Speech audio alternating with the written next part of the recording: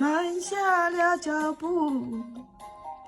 你我初次在这里看了相约的序幕。今天你不再是座上客，我也就恢复了孤独。不知什么缘故，使我俩由情侣变成了陌路。放下他们相互对你的情感依然如故，不知道何时再续前缘。